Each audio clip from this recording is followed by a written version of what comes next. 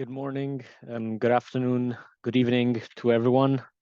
I'm Nicola Bassan, and I will be shortly starting this webinar. We're just waiting for a couple of more participants and members of the audience to join. As you know, this is one of it's the first session of the 4 dedicated webinars for the Vision 2030 white papers review process. This is session 1, Science and Solutions for a Clean, Healthy and Resilient Ocean. And we'll have the presentations of the co-chairs of the working groups that have been working on the white papers on challenges 1, 2, and 5, so marine pollution, ecosystems, and the ocean climate nexus. Our speakers today are Vanessa Hatier, co-chair of Working Group 1, Frank Müller-Karger, co-chair of Working Group 2, and Sofia Larissa, member of Working Group 5. Just to give you a quick overview of the contents of today's webinar, we'll have this quick welcome and overview session with the overview of the meeting objectives and agenda, a quick presentation of the Ocean Decade objectives, outcomes, and ecosystems, an introduction to the framework of the Vision 2030 process, the 2024 Ocean Decade Conference in Barcelona, so some detail on the conference and its program. And then we'll deep dive in the 3 presentations of the 3 challenges that will be touched today with our co-chairs and the overview of the white papers and review process that it's currently happening on the white papers. Then we'll open the floor for a Q&A and discussion. So please feel free to drop any questions in the Q&A box, and these will be then discussed during the last 30 minutes and some closing remarks at the end. So if you have any input, please feel free to share those in the Q&A box. And please know that this meeting is recorded. The recording, the slides will be then uploaded on the Vision 2030 webpage on the Ocean Decade website, and all the material will be provided on the webpage. With this, I will leave the floor to Alison to jump in and start with this introduction. Thanks. Great, thank you so much, Nicolo, and wonderful to see you all here today. As Nicolo said, this is the first of 4 webinars and a really important part of the overall review process for Vision 2030. Many of you will have seen that there is also in parallel a call for written comments on the working papers, but we really wanted with the co-chairs to also run these series of webinars to make sure that we gave the broadest possibility for input, for comment, and for feedback on the white papers, because really from the outset, this process has been designed to be a very participatory process and one that can be built only on the inputs and the involvement of numerous people. So wonderful to see so many of you here today. Hope you'll be able to join some of the other webinars during the week as well if there are other white papers that you're interested in. But I've just got a few slides that I'll go through quickly so that we can really focus on the white papers in question. The main objectives of the webinar, I think, as Nicolo very clearly pointed out, are really to sort of let you know where we're up to in the Vision 2030 process and remind you what it's all about, how it's structured. The real heart of the session then is to present some of the key outcomes of this first draft of the white papers and to gather your initial feedback. And then we'll also let you know how that feedback is going to be used as the process moves along, because we are really in some ways at the very beginning of the process, and there are quite a few more steps to go before we get to the end of the process. So we'll sort of try and set that out for you as well. But if we can move to the next slide, please. This is just a very quick reminder of where this, how this process is sort of framed within the overall Ocean Decade. Many of you will have seen this graphic before, or a very similar graphic, where the decade actions, which now number well over 400, with close to 50 global programs, nearly 300 projects, different activities and contributions. The different actions, the number is growing very quickly, are structured to meet these 10-decade challenges, which you can see on the screen here.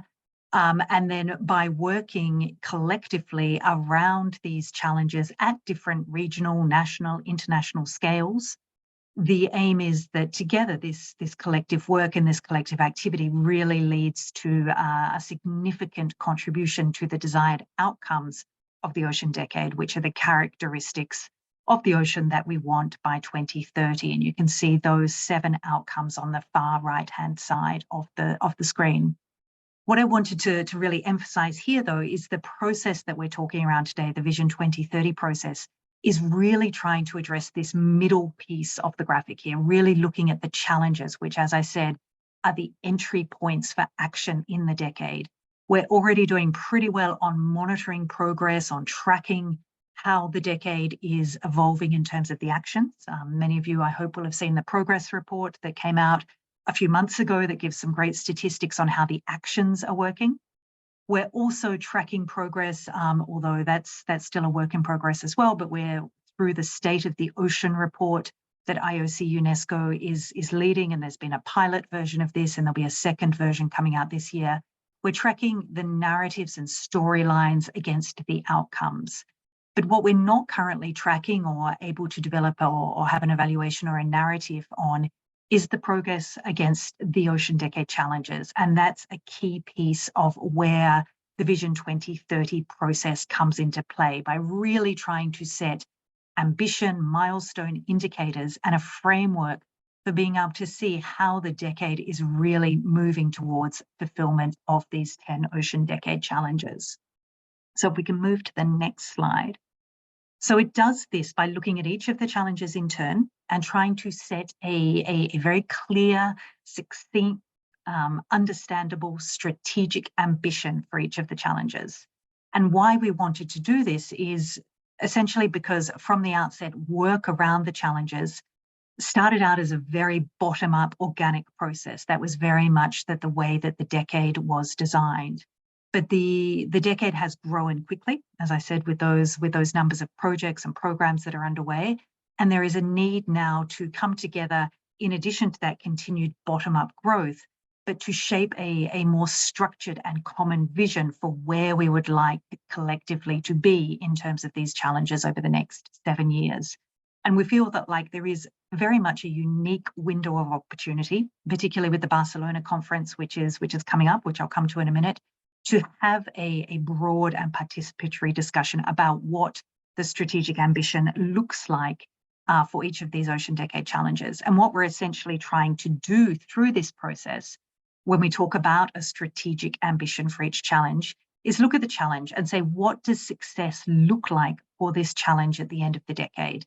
And then what milestones and targets do we need to achieve throughout the decade to be on that path for success, so that we can measure progress, so that we can measure impact, so that we can very deliberately design partnerships, design resource mobilization, think about gaps in data sets, think about gaps in capacity development, but have a much more structured approach to the priorities and the gaps that we're trying to meet for each of the Ocean Decade challenges. And if we can move to the next slide, please. So the way we've put this process together is, as you can see, very focused on each individual challenge, but also understanding that there's a lot of interaction between the challenges.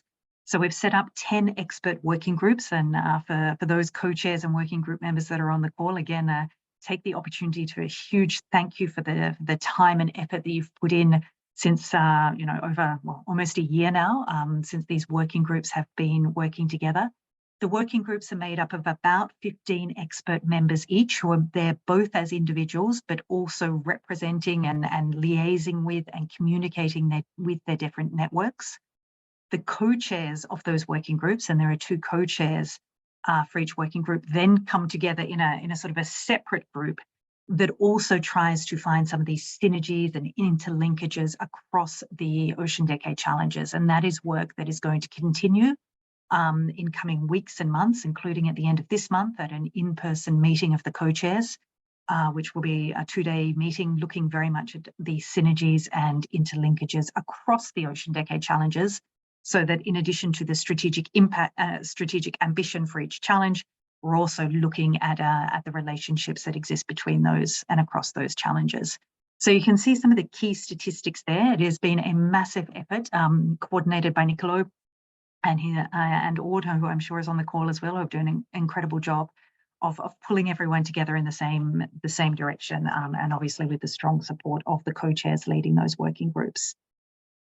So if we can go to the next slide, please. So we are at a critical time I would say, almost at one of the beginning stages of the process. While there's been a lot of work behind the scenes to get a zero draft of the white papers, which were released a few weeks ago, we're now going public with these for the first time.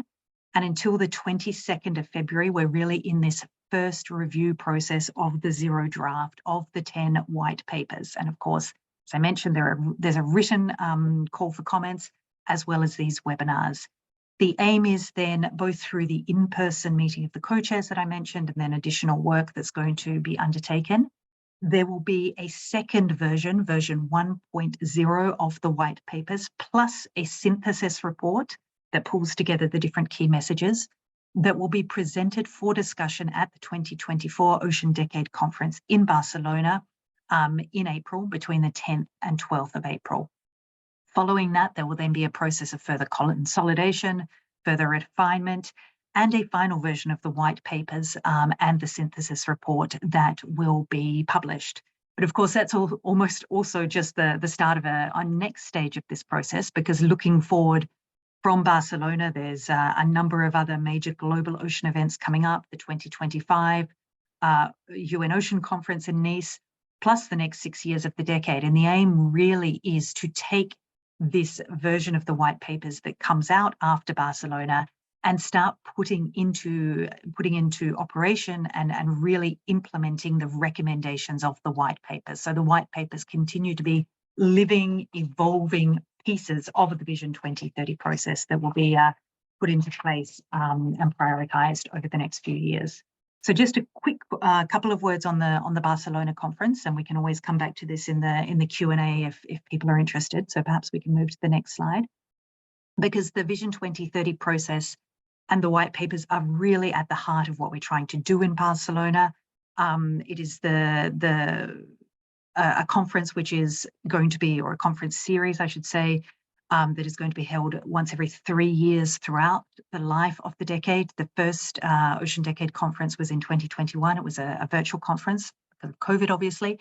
So this is really the first in-person gathering of the Ocean Decade community, very generously hosted by Spain and co-organized with ourselves at IOC UNESCO and with the support of a number of financial partners.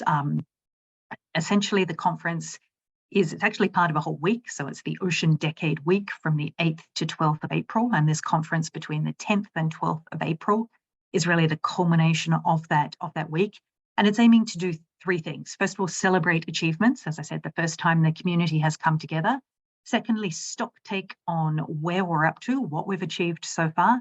And then thirdly, look forward. And that's really where the Vision 2030 process comes into play, because that is going to be the key piece of the conference for really trying to see what we've achieved so far and where we're going in the future in terms of some of the major priorities for the Ocean Decade challenges, with the aim that we walk away from the conference with a conference outcome statement and as much as possible a clear and commonly shared vision of the priorities for the decade moving forward. Registration for the conference has actually closed. It just closed on Saturday, so hopefully many of you were able to register.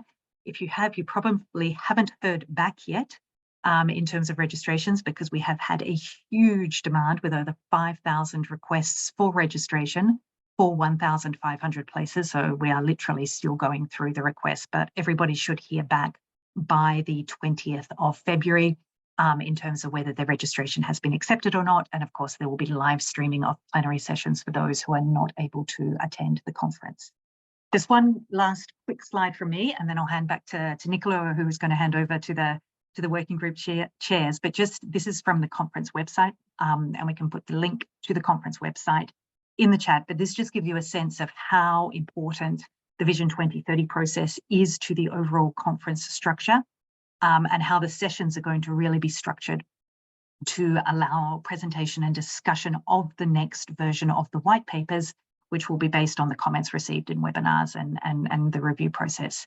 So you can see here session 1, session 2, session 3, and session 4, which are the main scientific and technical sessions of the conference, are a mix of plenary and parallel sessions, during which there will be roundtables, keynotes, oral presentations that are all focused on soliciting and eliciting conversation, debate, and dialogue about the white papers, both individually, but also in terms of some of these groupings, such as the grouping that we have today around clean, healthy, resilient ocean, and then looking across the Ocean Decade Challenges more broadly.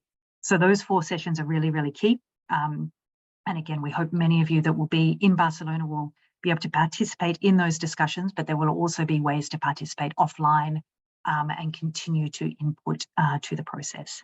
Anyway, I will leave it there because you didn't come here to listen to me talk about this as much as you came here to listen to the working group co-chairs. So I'll hand it back to Nicolo, who will lead us into the next session of the webinar. Thank you. Thank you very much, Alison. And yes, we'll deep dive right now to the core of this webinar, and we'll start with working group 1, focusing on challenge 1, understand and beat marine pollution. The scope of challenge 1 is to understand and map land and sea-based sources of pollutants and contaminants and their potential impacts on human health and ocean ecosystems, and develop solutions to remove or mitigate them. The 2 co-chairs of the working group are Rosemary Rayfuse, Emerita Ciencia Professor of International Law at the University of New South Wales, and Vanessa Hatier, Professor in Chemical Oceanography at the Federal University of Bahia. I know Vanessa is here with us, so Vanessa, please, the floor is yours.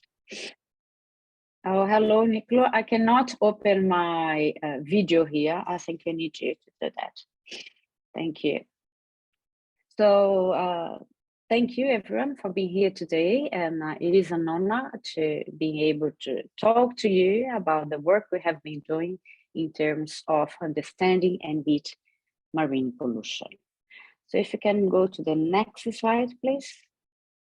So marine pollution constitutes one of the greatest threats to the marine environment, its ecosystems and the ecosystem services on which we all depend for climate regulation, food supply, coastal protection, for our overall well-being.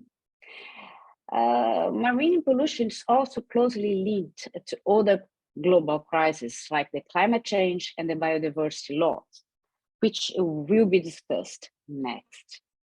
So by reducing and mitigating marine pollution, we can help humans and organisms adapt to their changing environment, fostering a more resilient ecosystem. Next one, please.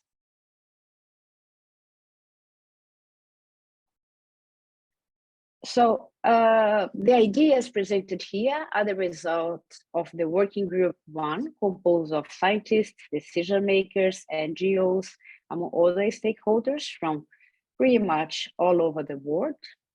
During our several meetings, we brainstormed about the overarching problem of marine pollution and built a long list of priority problems and solutions.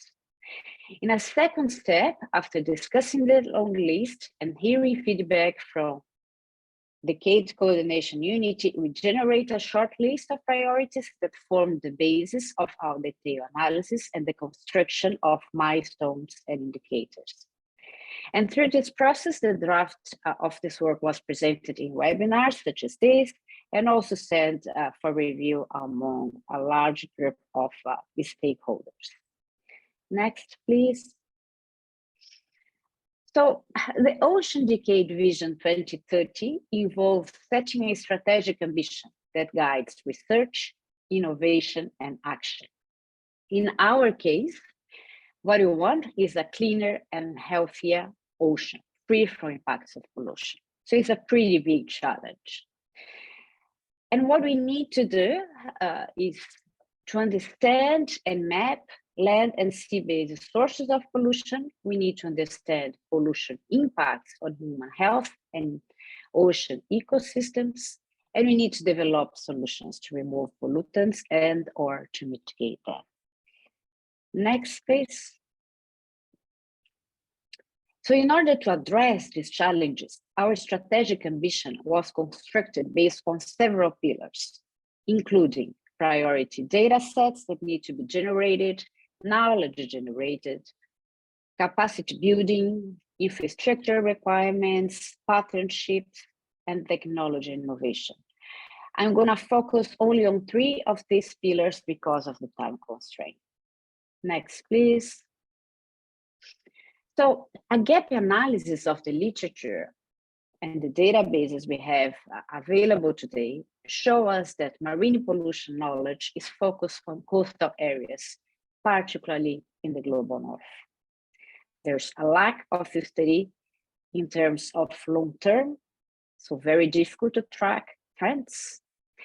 The available data is limited to a small number of pollutants only, and the information available is focused on concentration of pollutants, which is not very helpful when we are trying to understand, evaluate, and mitigate their impact on ecosystems.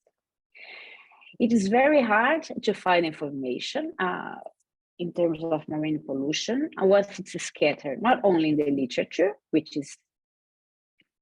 can be easily accessed for most people, but also scattered across various platforms and using scientific jargons, which makes sometimes difficult for the community as a whole to understand.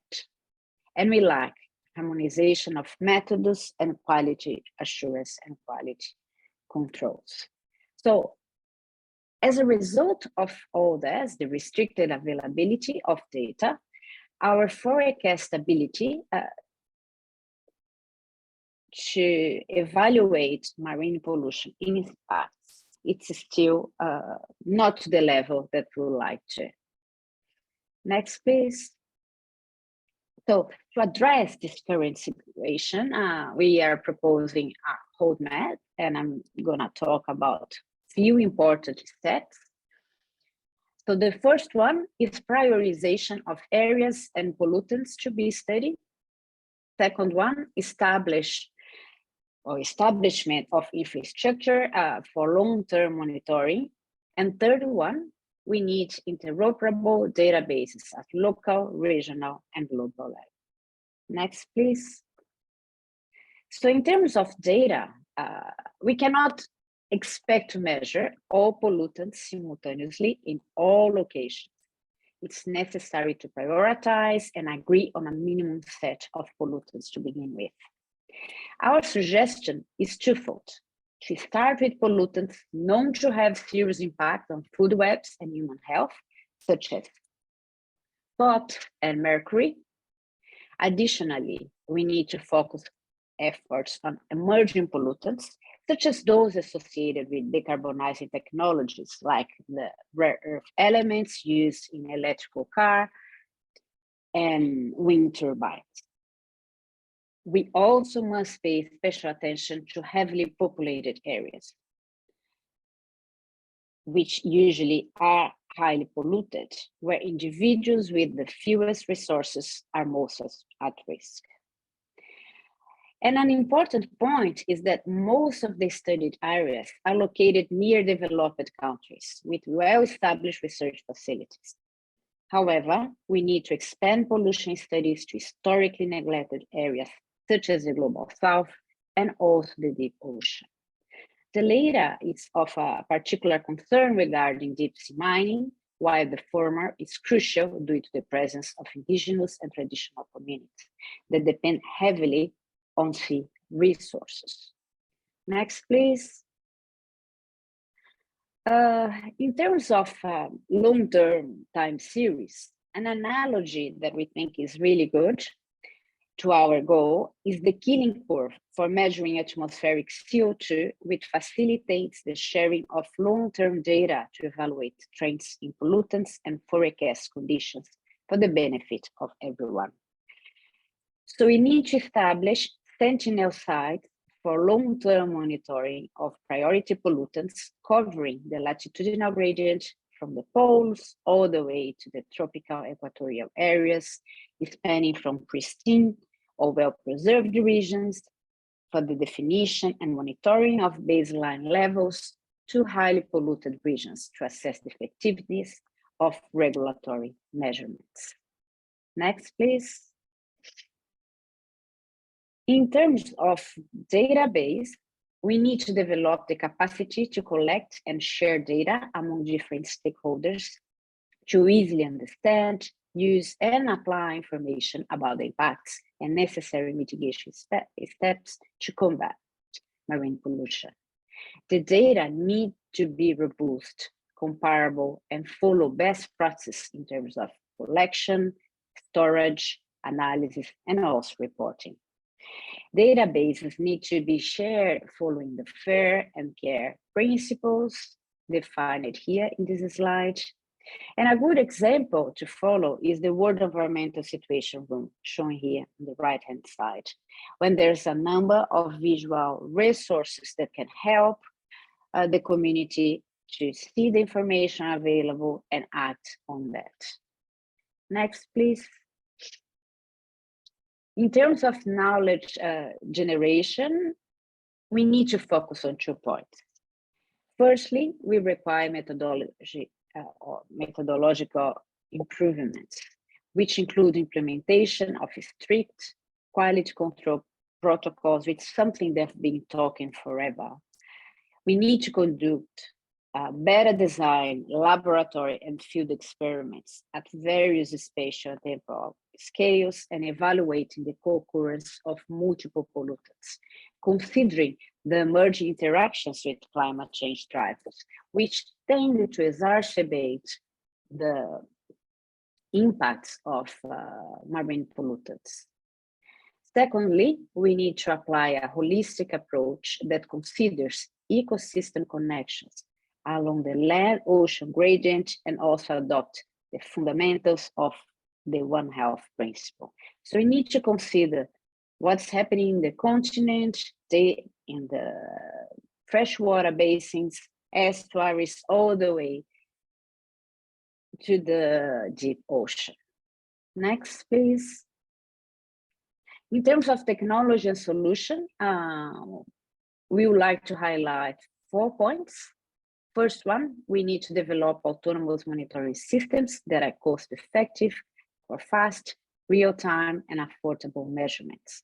Some of these sensors are already available for freshwater, but very few available for marine systems, and the price associated with them is still expensive when they are available. Number 2, we need sensitive analytical techniques to be scaled up. For instance, mass spectrometry and nuclear and isotopic techniques for fingerprinting sources, and to evaluate how contaminants move along food webs. Third, we obviously need widespread wastewater treatment. It's actually surprised that we still need to talk about this up to date. And then we need the implementation of sustainable practices in all sectors to minimize the release of pollutants, the generation of waste, the reduction of the use of harmful chemicals, and to conserve natural resources. So pursuing circular economy addresses the triple planetary crisis: pollutants, biodiversity law, and climate change that we are discussing here today, while contributing to the achievement of the SDGs. Next, please.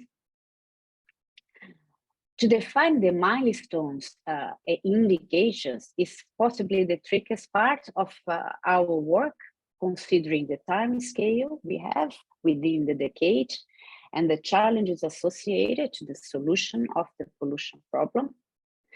And here I'm presenting only 3 that I consider of highest importance, or our group consider of high importance.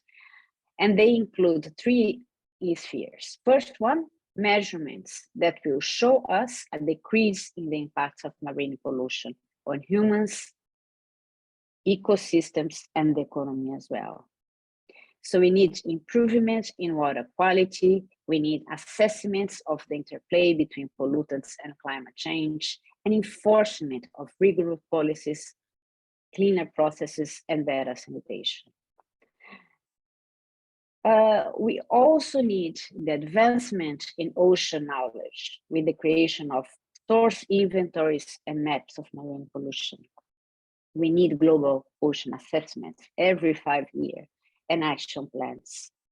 And we need the collaboration of coastal, marine dependent, and indigenous communities. And lastly, but it's the heart of this whole process, possibly, we need capacity building. We need laboratory hubs that will be instrumental in this process. Next one, please. So as concluding remarks,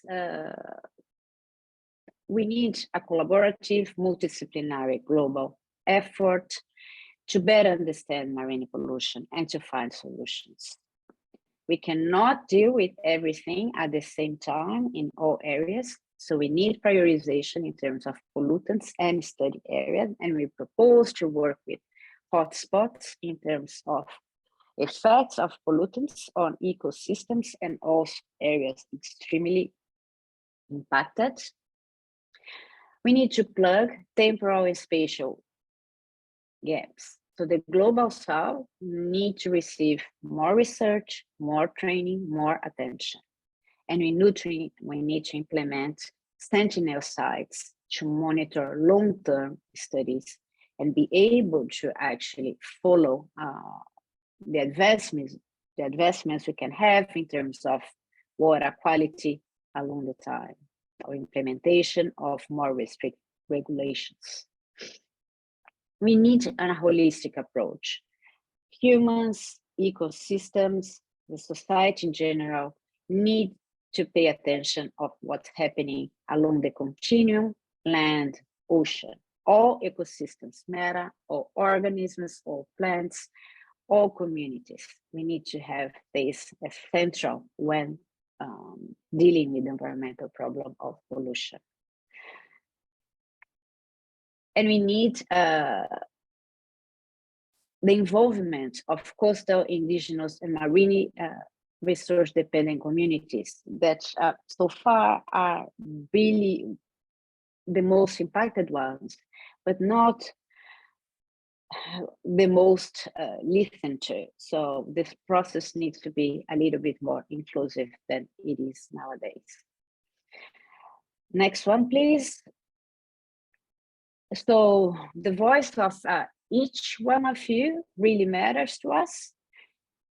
Please go in the SurveyMonkey and fill all the information necessary to send us your feedbacks.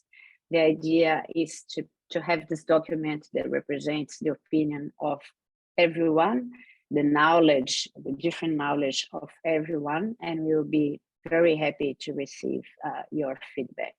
Thank you so much, Nicolo. Back to you. Thank you very much, Vanessa, for pointing out the highlights of your working group and the main priorities also that you identified for the next 7 years of the Ocean Decade and in general as a collective action. We are receiving some questions on the chat, specifically on your topic, Vanessa. So please feel free also to start answering some of those, and then of course we'll have time afterwards during the last part to actually raise those questions in live and answer them. But we'll be moving to working group 2, which has been working and focusing on challenge 2, protecting and restore ecosystems and biodiversity.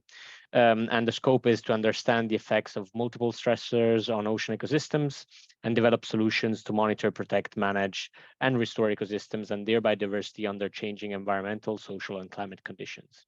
The 2 co-chairs of the working group are Frank Miller-Karger, Professor of Oceanography at the University of South Florida, and Eileen Huai, Professor of Oceanography at the University of St. Malaysia. I know Frank is here with us, so without further ado, I'll leave the floor to you, Frank. Thank you, Nicolo, and welcome everybody around the world to this session. And thank you for the opportunity to present the work of our working group. Next slide, please. This is a large group of similar to what Vanessa just talked about. We have multiple disciplines, people from around the world, all sorts of diversity in the panel. And we also look for your inputs. So anybody is welcome to contact us and provide additional feedback through the survey forms that are now available, but also directly to any one of us. Thank you. Next slide, please. All of the papers that you're going to be hearing about go through this process. We were asked to develop a vision, or what they call a strategic ambition, of what should success look like for these challenges, develop some milestones that we could hopefully measure, and then come up with some recommendations. Next slide.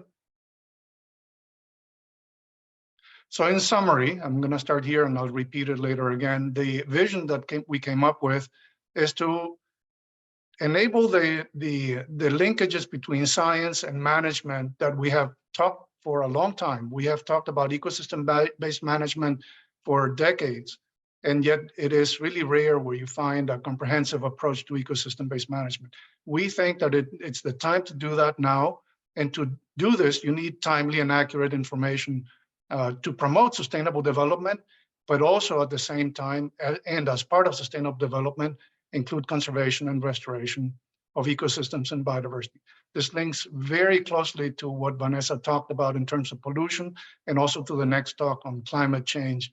It also requires observations to develop the science and the forecasting ability to model species and biodiversity. So to repeat, enable wise management of people activities using timely, accurate information.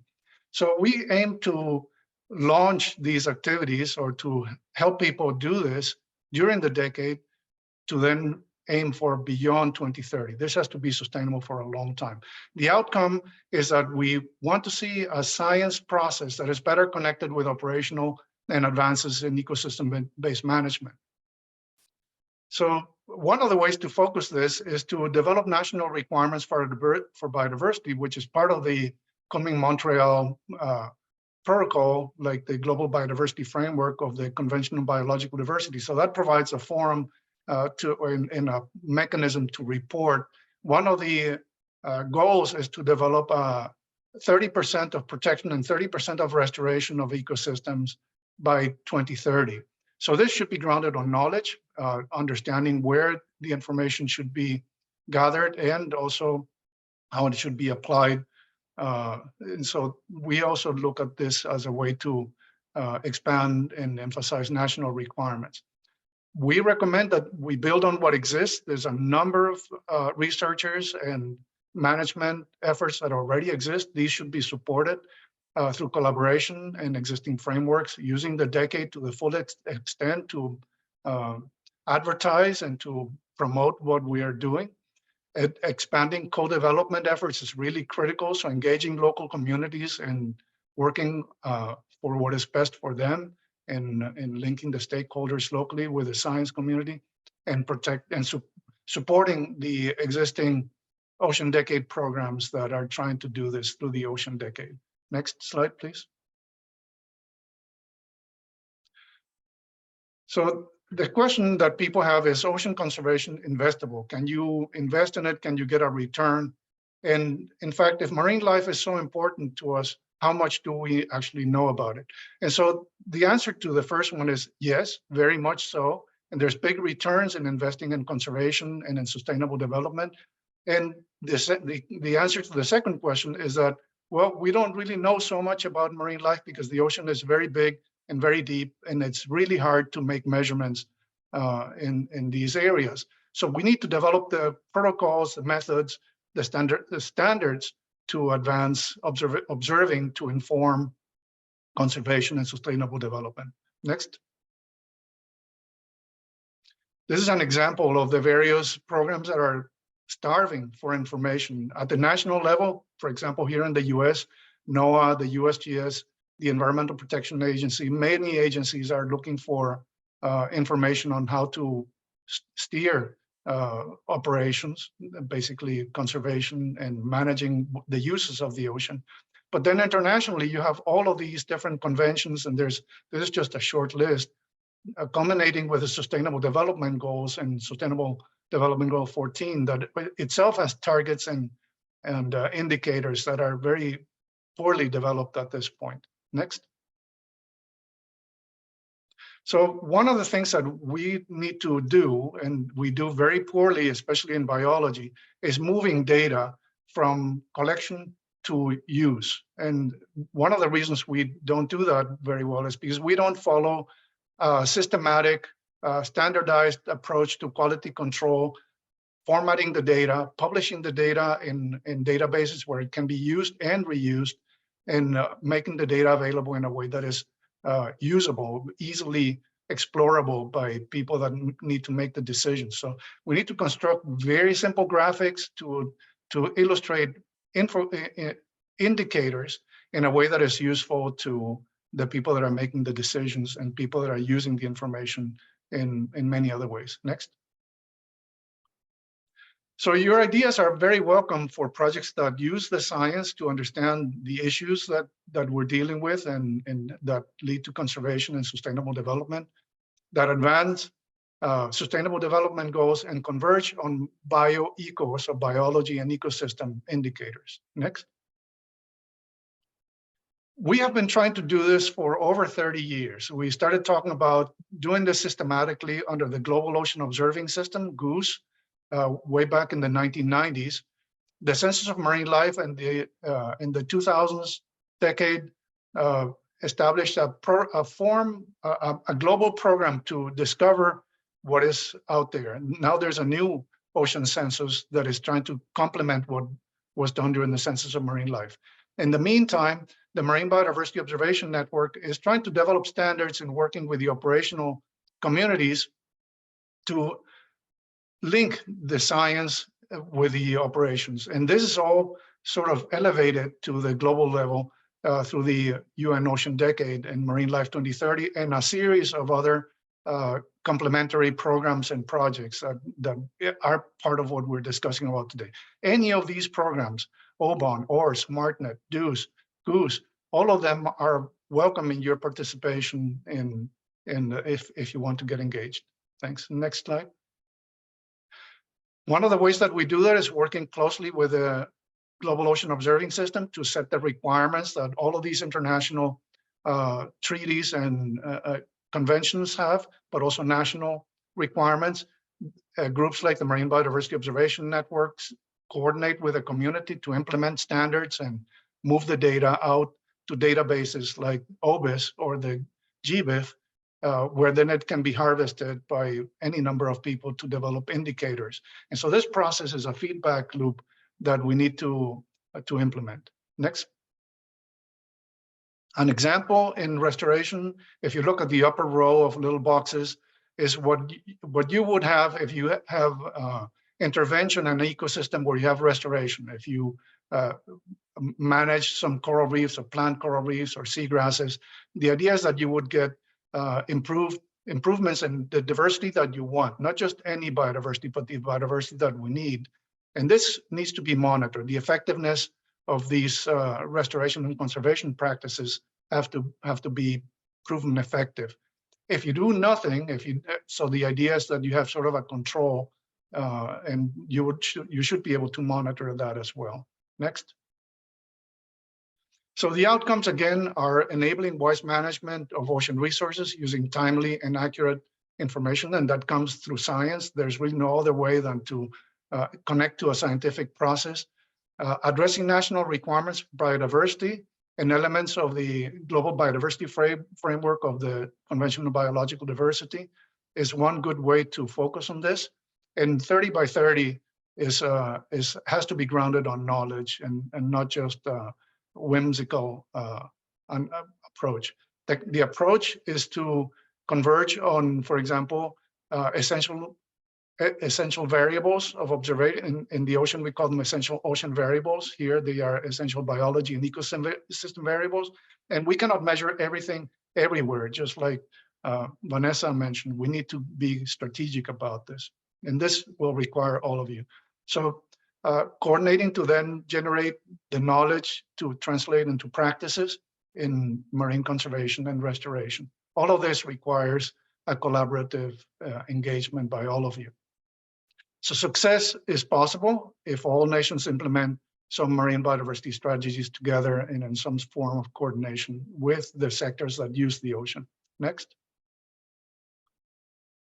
We have recommendations that are pretty concrete, and these are not set in stone, but it's a first draft, so we look for your input. For example, we look for every National Decade Committee or every nation to have a core set of marine life and ecosystem variables that are essential for their sustainable development. By January 26th, the UN Decade Coordinating Unit has advanced a framework for co-design and prioritizing, observing, and taking these all to practice. And by January 2027, every coastal nation has initiated a process to draft a marine biodiversity strategy.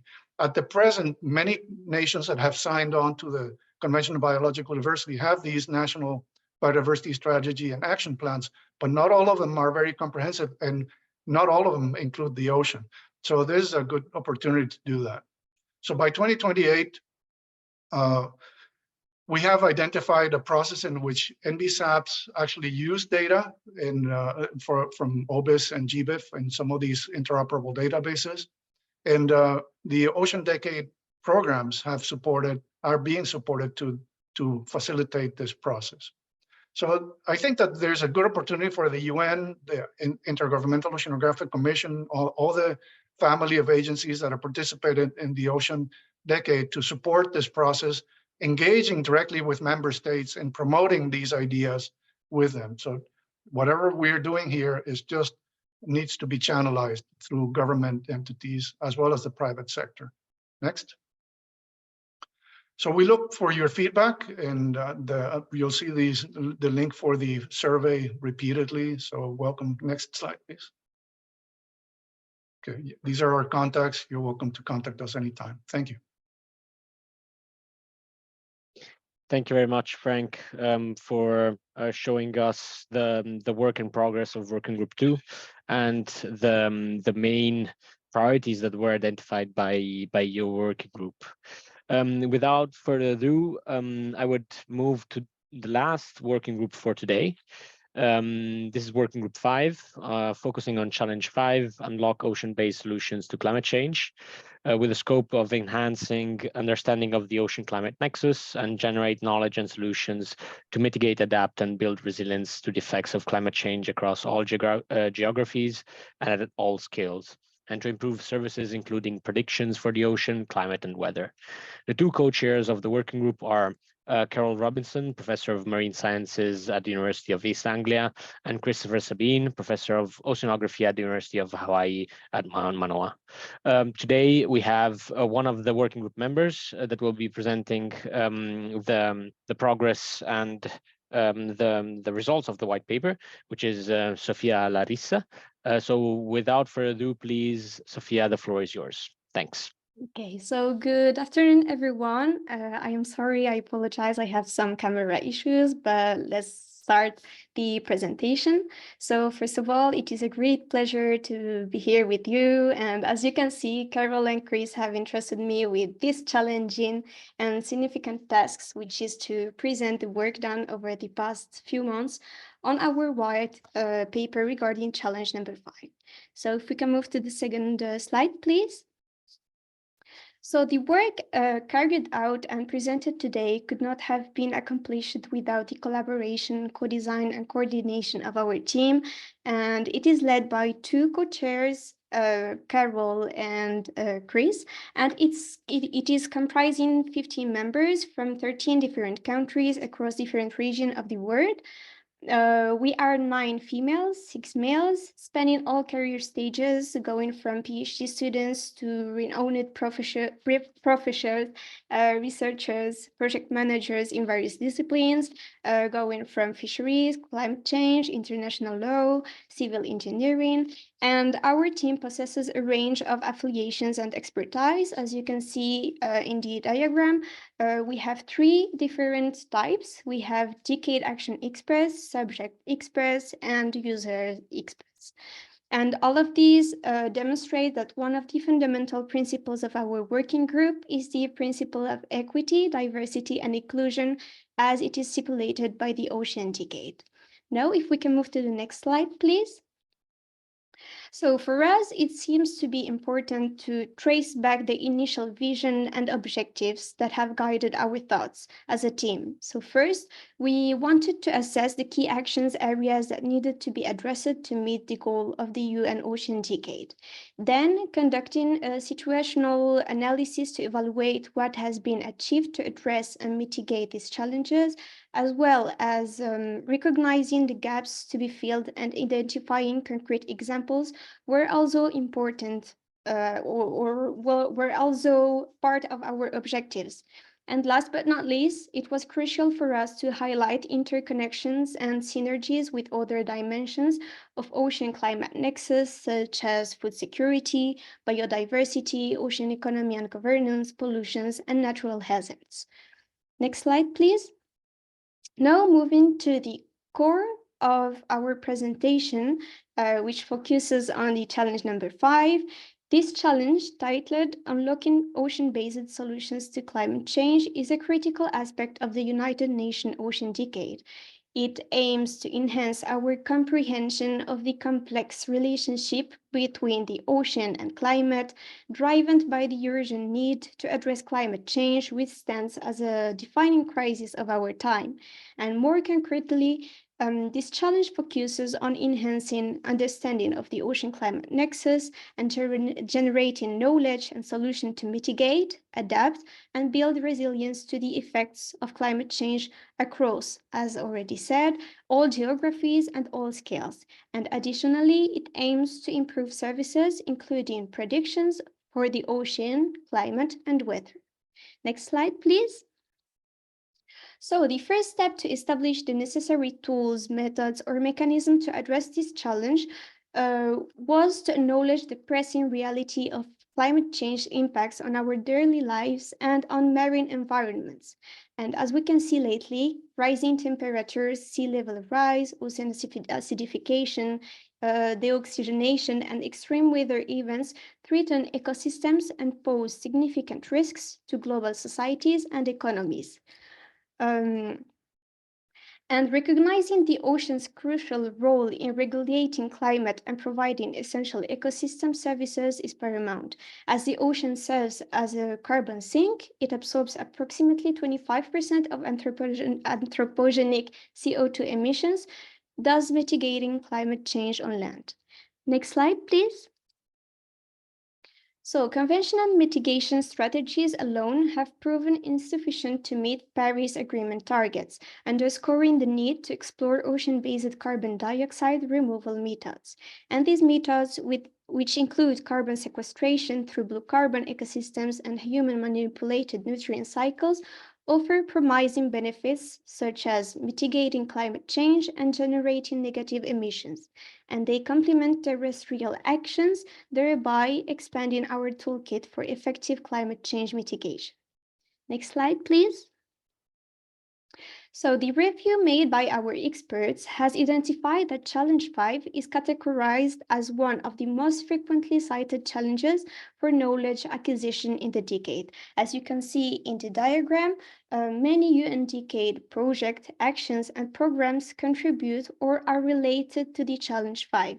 Nonetheless, significant gaps persist in the geographic distribution of actions under the Challenge 5 and other challenges, as we may see in the other sessions. Next slide, please. So given these considerations, addressing challenge number 5 is not only urgent, but it is also a moral imperative for safeguarding our planet and its inhabitants, especially for vulnerable coastal communities and ecosystems. Secondly, preserving marine biodiversity is essential for ecosystem functioning and societal benefits like climate regulation and food security. Thirdly, the blue economy presents significant economic opportunities, including renewable energy and sustainable fisheries.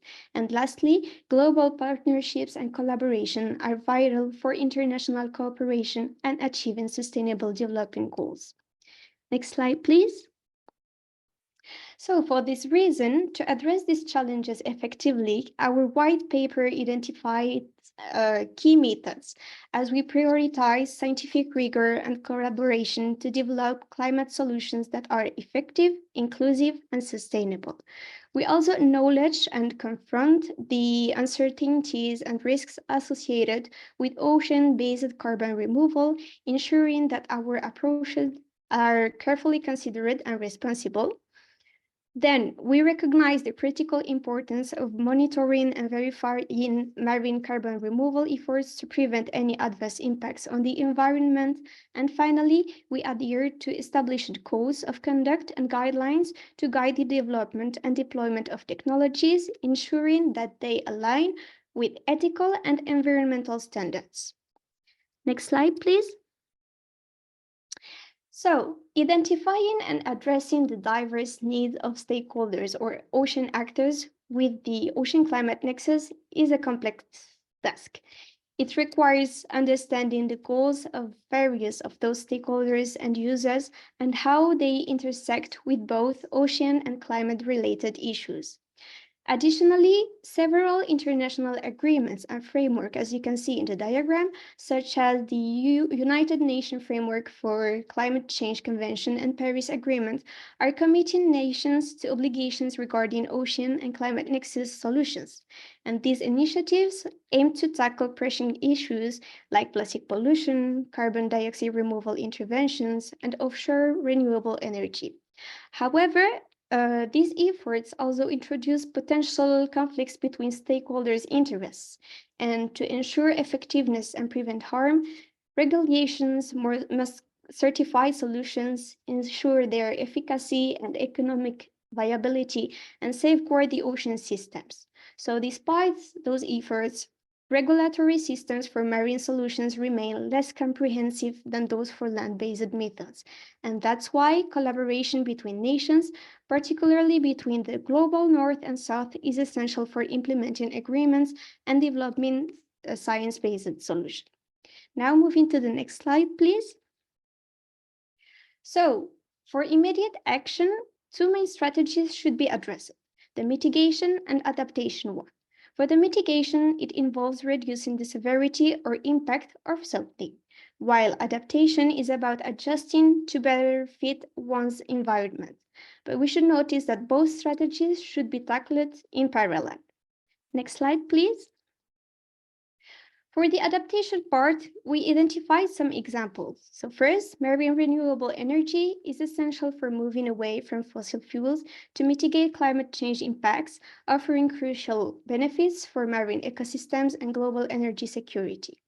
Then, technologies like solar and wind power hold promise for sustainable energy generation, while ocean renewables present untapped potential for economic growth and energy diversity.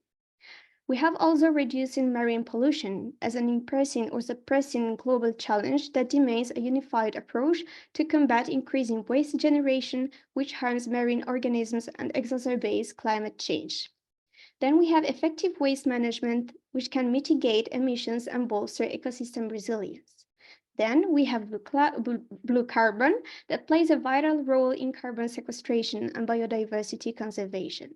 And last, we have marine carbon dioxide removal, which is indispensable for meeting Paris Agreement climate targets, utilizing the ocean's natural carbon sink for climate regulations. However, developing and implementing ocean-based carbon removal technologies presents several challenges, necessitating robust monitoring, modeling, and of course, understanding of ecosystems' impacts. That's why, on the other hand, if we can move please to the next slide, human adaptation and resilience building to climate change involves taking various actions to reduce harm or capitalize on opportunities. But we should notice that adaptation efforts in oceans and coastal areas are often based on theories because there is limited proof of successful solutions, particularly in small islands and developing countries. So to tackle this challenge effectively, different users or ocean actors, as early career ocean professionals, researchers, and policymakers, must use flexible and resilient strategies that acknowledge the uncertainties in climate predictions. So improving ocean literacy, capacity building through specific plans to strengthen people's connection to the ocean and encourage cooperation among various users, including local communities and indigenous, is essential. Moving to the next slide, please. So, to sum up, the strategic ambition for this challenge number 5 is to succeed in mitigating, adapting to, and building resilience against climate change impacts in the ocean. Thus, whether at the mitigation or adaptation level, the objective aims to equip society with the necessary tools and resources to adapt to and withstand expected levels of climate change through data, knowledge, infrastructure, personal capacity, governance framework, and societal engagement. Next slide, please. So this is what we tried to show through the synergies with the UN SDG or with other Ocean Decade challenges as efforts to build a resilient and climate resilient ocean aligned with the United Nations Sustainable Development Goals, as well as understanding climate-ocean interactions helps develop solutions while controlling marine pollutions, maintains ecosystem health, and strengthening community resilience aids in adapting to climate change impacts. And on another hand, we found out that from challenge 7 to challenge 10, it provides a certain support to challenge number 5 by expanding ocean observation, creating digital ocean representations, promoting knowledge and skills. Now moving to the next slide, please. Concerning CALE milestones, it includes improving ocean data accessibility, advancing knowledge sharing, building capacity for ocean-related challenges, implementing sustainable policies and governance, fostering inclusive stakeholders engagement, securing increased funding for action, and promoting diverse and inclusive initiatives. Then, for indicators for tracking progress, it involves monitoring the production and usage of knowledge products, documenting marine carbon dioxide removal activities, valuing ocean climate services, providing forecasts, enhancing infrastructure for data sharing, promoting technology uptake for knowledge dissemination as examples. So moving to the next slide, please. So tackling effectively the challenge number 5 through adaptation, mitigation, and resilience building is a monumental task that needs to be broken, as we have mentioned in our working paper, into manageable components. And these components can be addressed at the individual, national, and international levels through collective efforts to make global impact. Therefore, success and effective measures for this challenge include providing information to enable users to understand how they can effectively contribute to an integrated global network of actionable items. So arriving at that point, and last slide, please. I hope that this presentation has addressed the key points outlined in our white paper. And I thank you for your attention. Thanks to Nicolo, Carol, and Chris for their trust. And of course, we welcome your suggestions, questions, and recommendations to refine our approach to achieving the climate resilient ocean we aspire to. So thank you very much. Thank you very much, Sophia, for showcasing and presenting today the achievement made by your working group. And we're happy that some of the priorities and outputs you you presented are in line, of course, with the previous 2 challenges and white papers presented. So in the interest of time, and in order to open also the floor to the audience and ask the audience actually to provide inputs to the first results that were presented today, we'll have this Q&A session. There are some questions that can guide your inputs for this process, and these are, of course, coming from also the survey, the review survey that was shared, and you can see also the links in the chat. So for this Q&A, we are asking to the audience to actually give inputs to the 3 different white papers and working groups working on them that were presented today.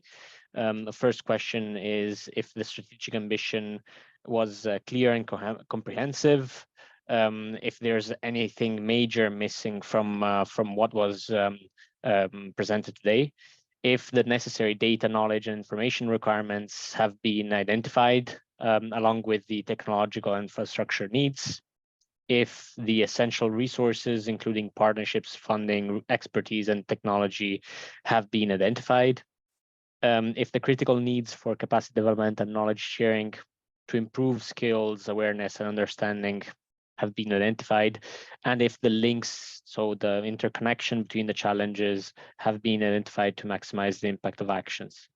Then, of course, the milestones, if the milestones and indicators to monitor progress are adequate to measure the success of the strategic ambition, if the recommendations are actionable and scalable, and if you have any additional thoughts on the white paper content or approach. We saw that in the Q&A, some inputs already arrived. So we'll leave this open for all the audience to provide inputs on these specific questions, and also on major issues that were identified as missing from the presentation. And then, of course, feel free to provide comments in the link that was shared for the Vision 2030 white papers.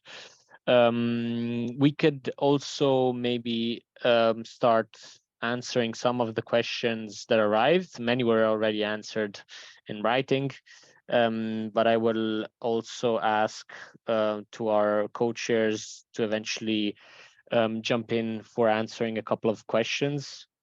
And in the meantime, we can gather all the inputs from the audience. There's a question regarding for working group 1 and for Vanessa regarding the Sentinel sites for monitoring pollution.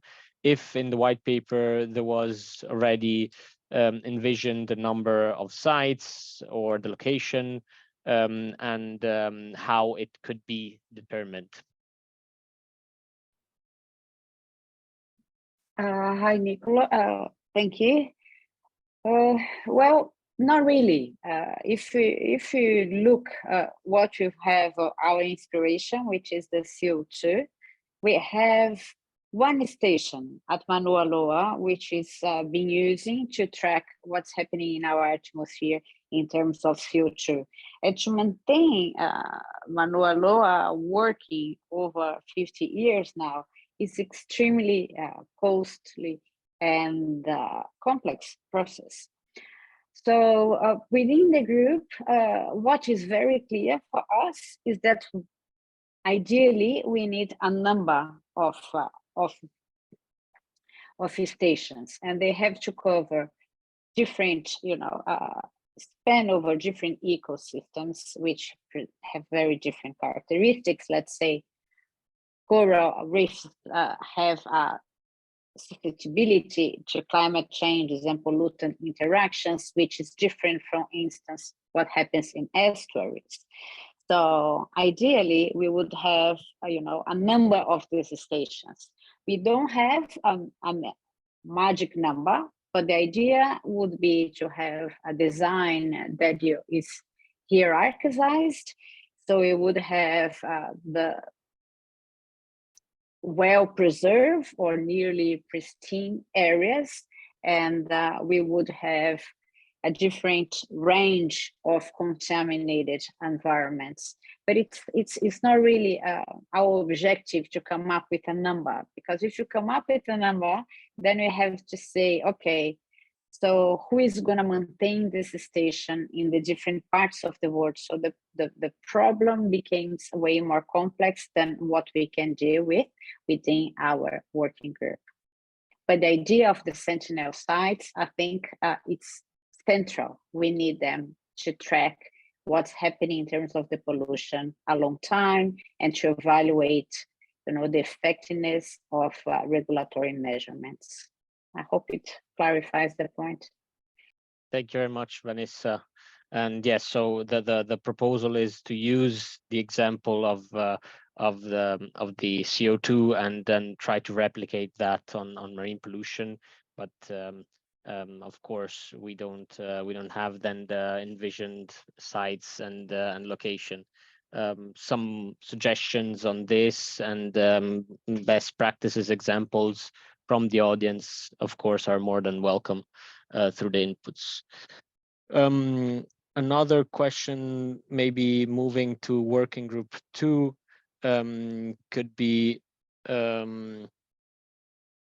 to collaborate with the IUCN Red List of Ecosystem Assessment and related species that are identified in the IUCN Red List. Could be essential for monitoring some of the parameters identified by working group 2. Frank? Yeah, well, thanks. I think that those are all very good points, the ones that are being made in the question and answer interface on including stakeholders directly in the writing process.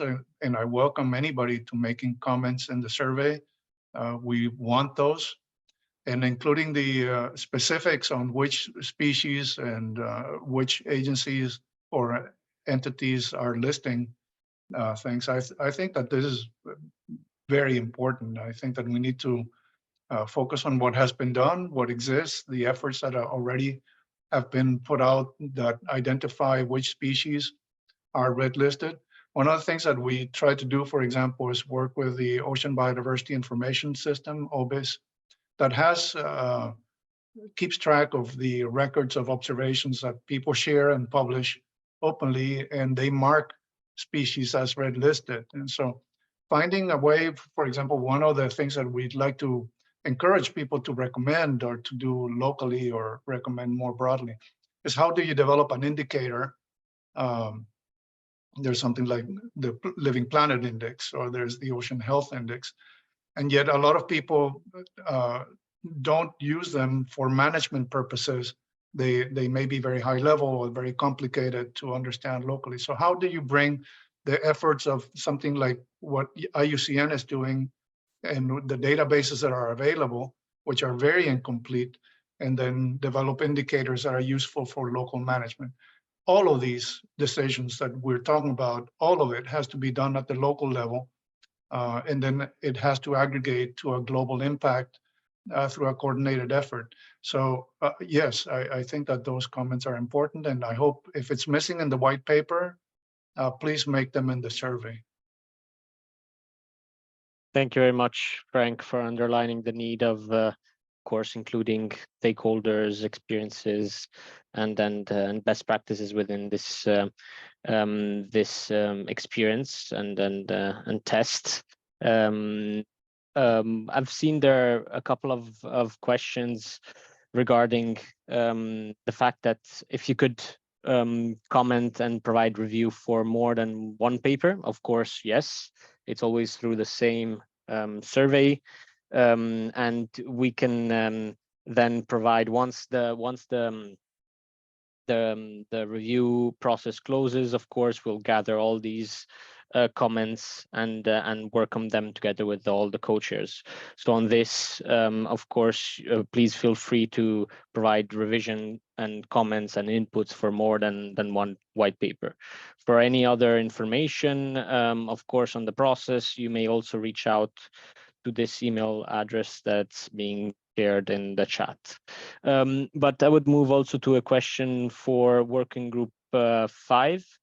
It seems that indigenous people, local communities, and small-scale fishers have been very resilient to climate change and its impact without a lot of support from government or civil society. Have you identified some actions towards supporting them and keeping this resilience and supporting governance of these territories? and strengthening their capacities. Sophia? Yes, please. So I think this question is really important, and we need to include it in our white paper, as the role of those actors are really important because, for example, coastal communities or indigenous and local knowledge have an important role to play addressing this ocean and climate nexus. For example, for the traditional knowledge, there are coastal communities that possess generation of expertise, of insights about weather patterns, ocean currents, or marine species behaviors, or they have also practices concerning the adaptations to the changing fish populations or coastal erosions. And I think it is a really important point that we must include in our white paper. I think we have this point of indigenous knowledge of the local communities, but we have also to enhance and show the role of early ocean professionals, as all of these actors are important and sometimes they have a most important role to play, better than governments. So I think that we should include it and mention it to our co-chairs.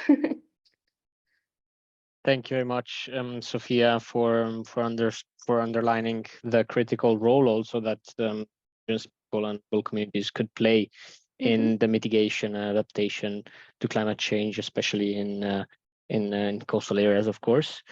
I could move again to working group 1.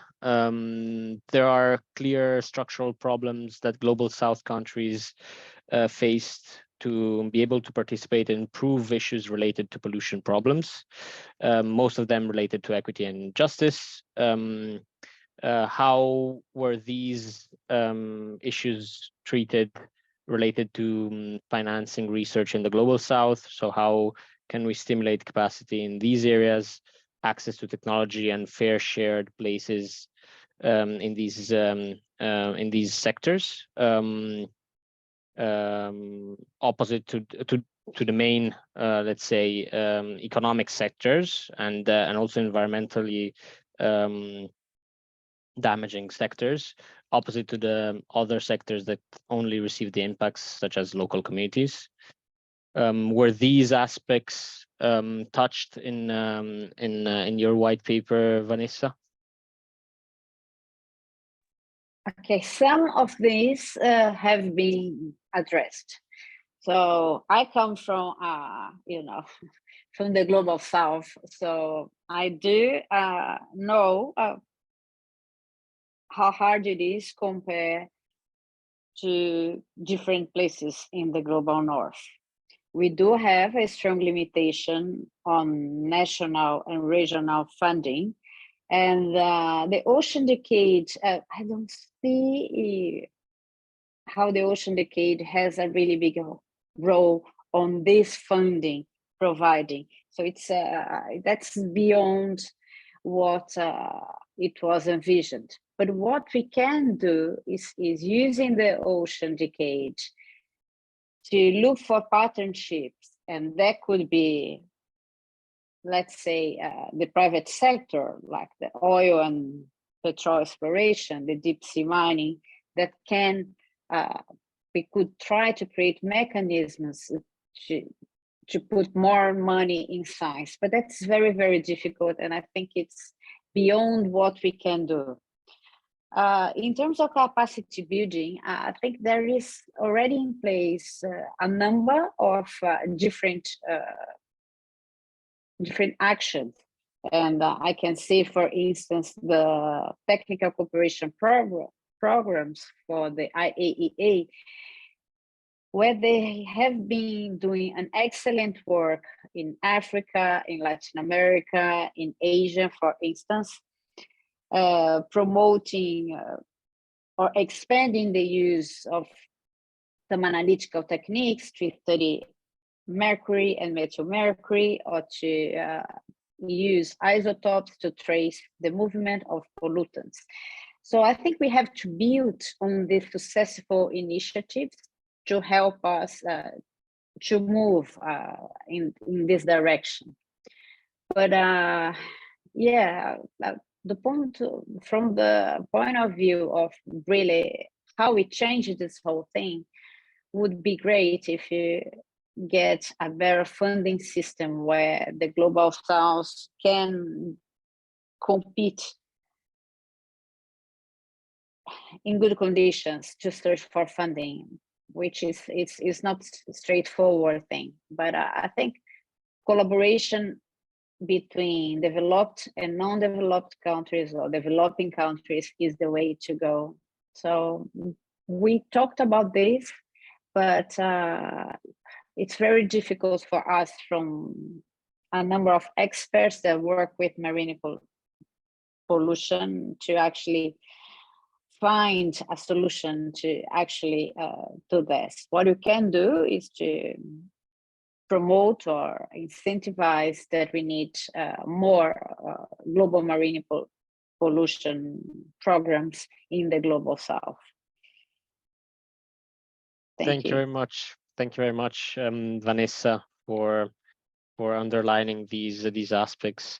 I've seen there were a couple of also questions if you engaged with the GESAMP, and I'll reply and yes, of course, both Vanessa and Rosemary and other working group members are engaged in GESAMP, and so there was also feedback from the GESAMP group on this white paper, and so this was raised during the work of working group 1.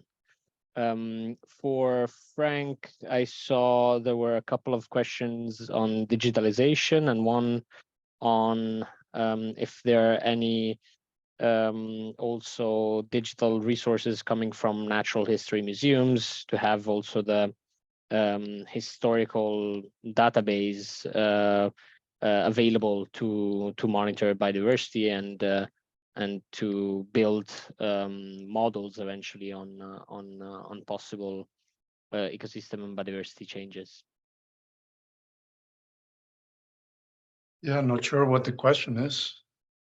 Are there people from natural history museums who are responsible for the digitalization of collections as the advances in digital specimens and museums could be a rich source of monitoring biodiversity and ecosystems? Yeah, specifically, one of the programs that is involved in drafting this white paper is Marine Life 2030, and we have worked very closely with Emmett Duffy, who's at the Smithsonian Natural History Museum. And so there's several links with the Smithsonian, one specifically in the ecology and what they do there, and the other person at Natural History. So Emmett is not necessarily at the Natural History Museum, but he's a part of the Smithsonian. But Chris Meyer, who's dealing with the Ocean DNA initiative of the Natural History Museum, is very involved. And we're trying to, as you imagine, the museums have enormous collections, but they have the actual voucher specimens on which we're thinking that an initiative to map the DNA of the ocean has to work closely with museum collections around the world. So that is part of the thinking. It may be not completely explicit in the white paper at the moment that museums and these voucher specimens are part of the formula, but there's no question that the molecular biology initiatives that are now around, they are in the paper and that. But if there's something specific that should be emphasized, I welcome again that the people that are making the comments write that into the survey form. I think that this is a very good comment, and I welcome that. Thank you very much, Frank. There are quite a number of inputs coming in, and to assure you that we'll take all these inputs into account.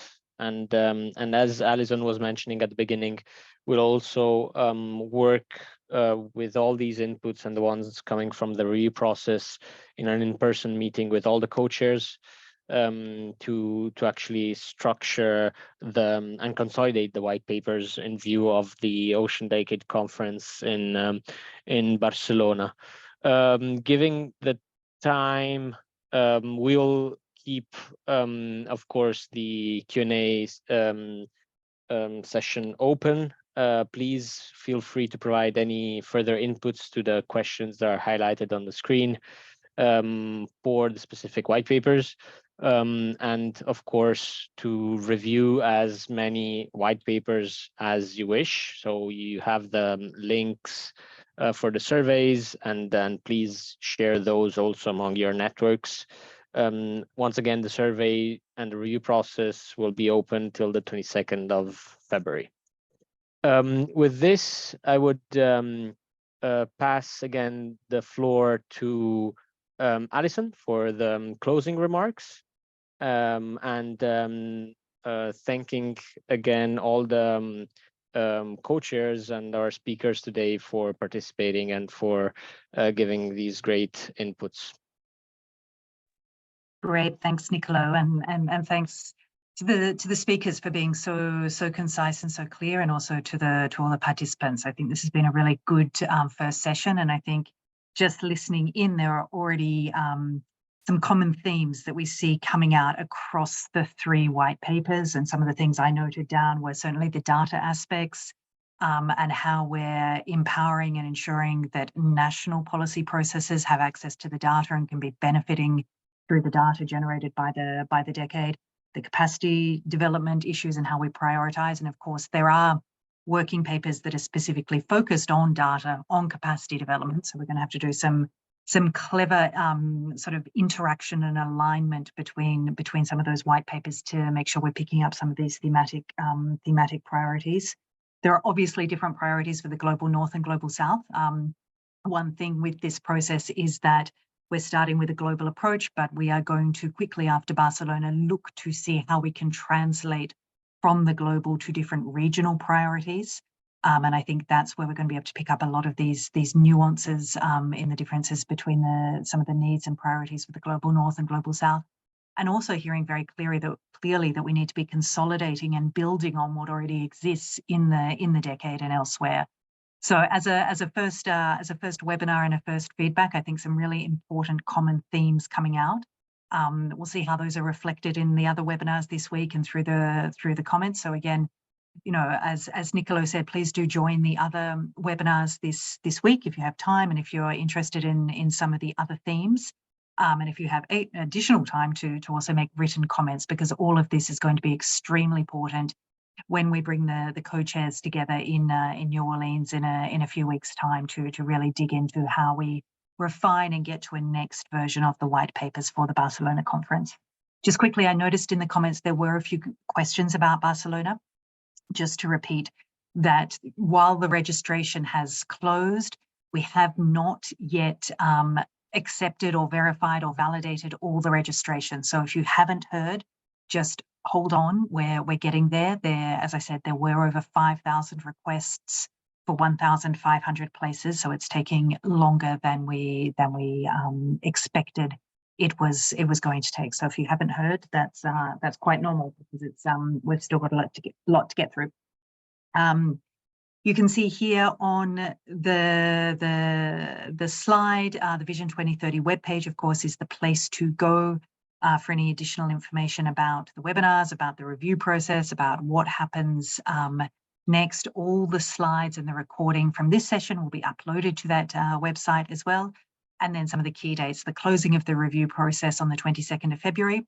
We'll also, as we put in the chat, be having, for those of you who may be at the Ocean Sciences meeting in New Orleans in February, we'll be having a very short town hall session on the 23rd of February, which will be a chance to have a sort of an in-person update and discussion on some of the issues around Vision 2030 and around Barcelona. Frank and others will be speaking in that session on the 23rd. So if you are there at OSM in New Orleans, please do join us.